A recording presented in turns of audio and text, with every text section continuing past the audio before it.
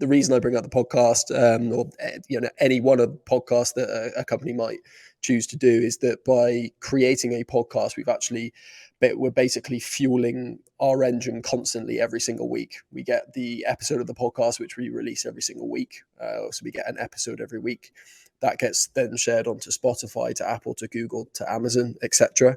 We get a full episode on YouTube. We clip it up. Those go into YouTube Shorts. They also go onto LinkedIn.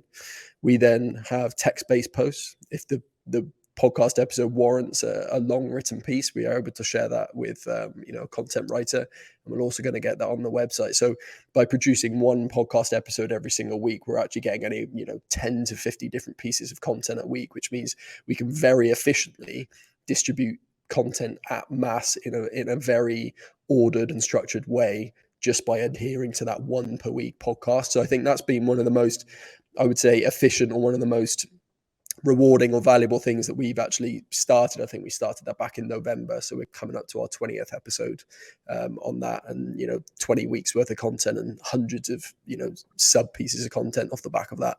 So I think that's been probably the most efficient form of creation and distribution that we've actually started.